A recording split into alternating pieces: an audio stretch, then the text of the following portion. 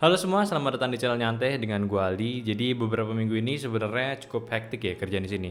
Dan gue juga perlu konsisten bikin konten juga, apalagi rakit PC. Jujur aja, konten rakit PC buat gue itu perlu effort yang tinggi. Ya alasan kenapanya simpel aja, karena gue itu nggak ada duit. Jadinya gue perlu cari unit-unitnya buat dikumpulin baru deh bisa ngerakit PC lagi. Kalau yang lain kan either udah pada kerja sama brand tertentu atau enggak ya memang mereka udah punya part-partnya. Ya tapi ini bukan gue buat ngelemes juga ya, kayak perlu ngadu ke kalian buat ngebanding-bandingin. Cuma sekedar cerita aja. Dan selain dari bikin konten rakit PC pun, ngerakitnya sendiri sebenarnya itu kegiatannya cukup menyenangkan buat gue sendiri sih. Karena gue perlu perhatiin tiap detail-detail partsnya biar bisa dipasangkan tanpa ada masalah sedikit pun. Gak tau deh kalau kalian mending yang mana, rakit sendiri atau ya dirakitin pas beli di tokonya. Coba aja cerita di bawah. Cuma balik lagi nih ke benang merahnya. Kali ini gue itu sangat puas ya dengan hasil yang sudah gue lakukan. Part-partnya bisa dikatakan cukup keren dan cukup racun sih memang. Dan pertama kali juga sih gue ngerakit PC yang memang part-part estetiknya ini disupport sama brand komponen yang terkenal dengan desain minimalisnya, yaitu NZXT. Nah, di sini gue juga menggunakan 4 jenis komponen NZXT di sini. Dari yang kalian bisa lihat langsung dari case-nya di belakang ini adalah NZXT Black ya. Motherboard-nya juga yang warna putih, PSU-nya hitam ya walaupun gak kelihatan. Dan yang baru ini pun juga cooler edisi putihnya. Ya nanti gue bakal jelasin detail speknya, cuma untuk estetiknya kali ini bener-bener keren banget. Dan tadinya gue juga mikir nih sempet kayak full black kayaknya bagus kali ya. Tapi dikombinasi hitam sama putih ya gak kalah bagus juga sih. Dan pastinya mahal juga sih memang. Tapi feel saat gue ngerakitnya itu bener-bener satisfying semua. Ya sekalian juga deh gue detailin speknya ya.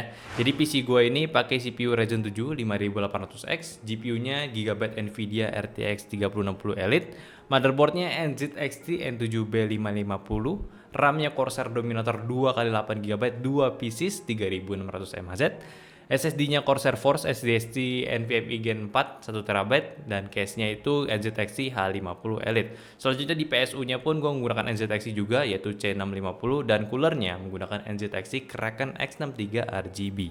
Ya lu bisa cek sendiri aja deh tiap part itu berapa dan total di sini sih udah fix lah di angka 40,9 jutaan.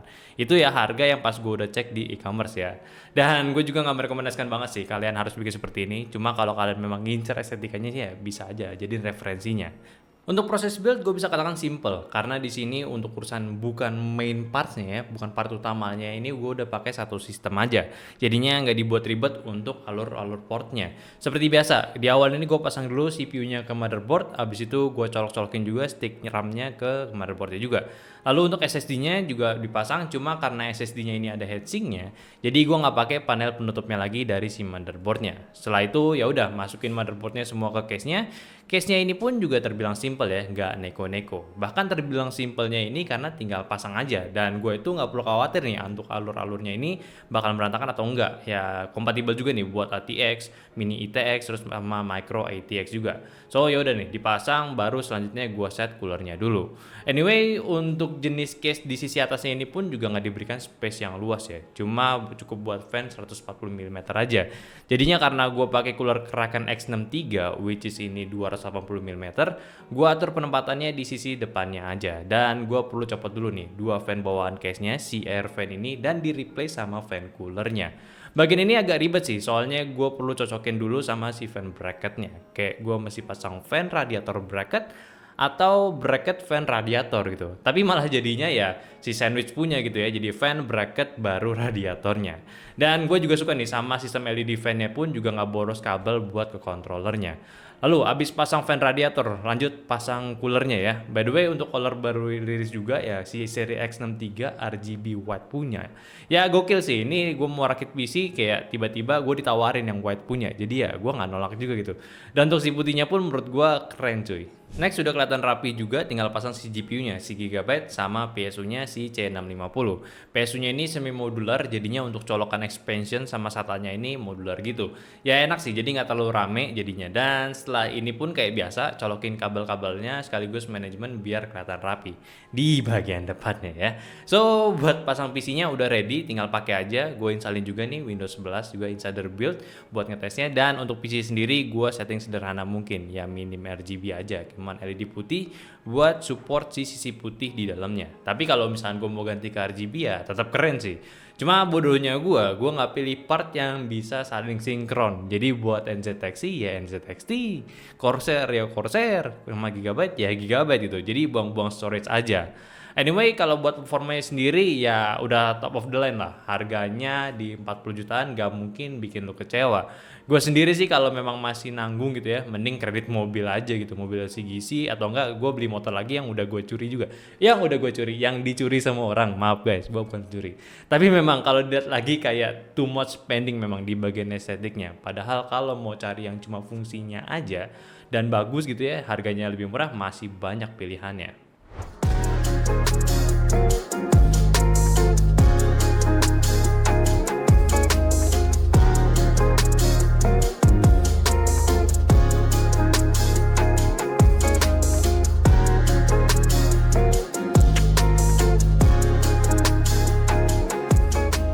Tapi selama gue testing di sini semingguan ya udah cukup stabil ya, dari performanya pakai daily, suhu, temperaturnya dan airflow-nya sendiri nggak kerasa ada salah satu komponen yang tiba-tiba overheat sendiri.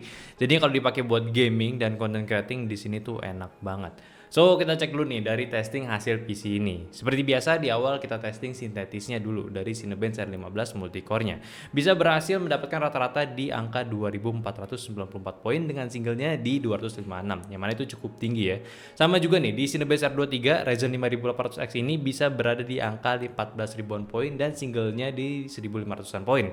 Lalu performa GPU-nya. Ini sebenarnya cukup lucu ya. Sebelumnya kan kita juga pakai 3060 juga di rakitan PC sebelumnya. Cuma dibandingin spornya ya di 3D Mark, hasilnya tuh aneh, cukup terpaut jauh ya dari yang 18.000, yang ini di 21.000. Ya memang sih dari spek lainnya beda jauh, cuma dampaknya tuh cukup benar-benar kerasa ya.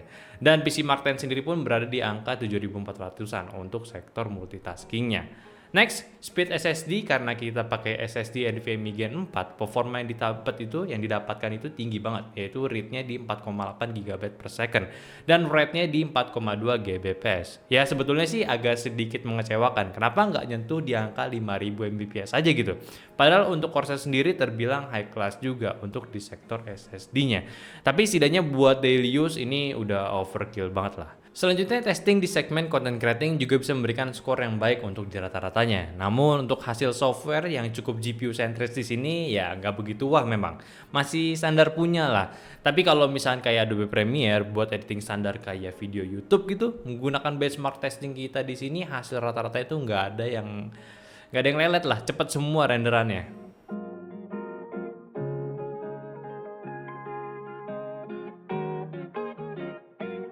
Kalau gaming ya top of performance lah ya. Combo CPU 5800X dengan GPU RTX 3060 di Full HD bisa ngasih performance rata-rata pengetesannya di gaming PC ini cukup tinggi semua. Pertama di CSGO settingan high bisa tahan di 430 FPS aman jaya. Ya memang nggak perlu spek tinggi juga sih buat main game ini. Lalu di Warzone, e-sport spek berat di sini bisa dapat rata-rata di atas 100 FPS. Lowestnya aja di 168 dan highestnya itu bisa tahan di 143 FPS semuanya. Tapi pengetesan sini nggak pakai RTX on sama DLSS-nya juga nggak dinyalain.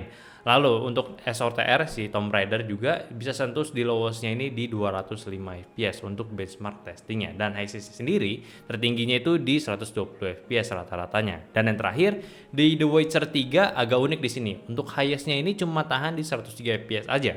Padahal untuk settingan low dan mediumnya ini udah deketan aja, dapat di angka di 200 FPS. So kita bahas lagi dari si PC-nya. Mungkin untuk rakitan PC kedua di channel ini bisa dibilang salah satu yang terbaik yang pernah gue coba. Dan mungkin bisa juga nih kalau misalnya gue pengen bikin PC beneran ya buat gue, bentukan PC seperti ini kayaknya udah cukup banget gitu. Tapi emang sial juga sih, tadi lu udah lihat kan harganya, si GPU-nya aja kalau dijual harga pas di e-commerce itu di angka 15 jutaan. Masih aja tinggi gitu dan bikin ragu memang, kayak mending beli RTX ini apa beli yang generasi sebelumnya atau sekalian aja nunggu yang seri 4000-nya gitu ya.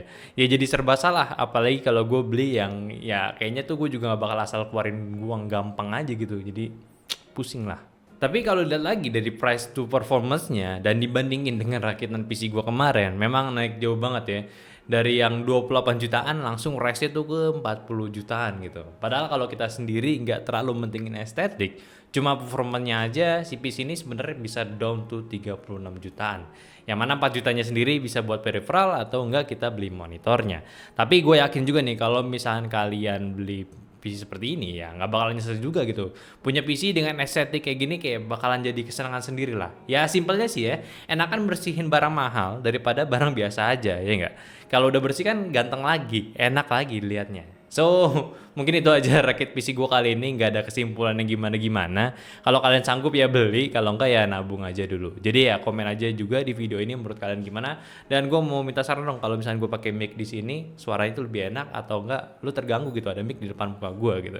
Coba ya komen di bawah dan jangan lupa juga kasih kritik dan saran pada video kali ini.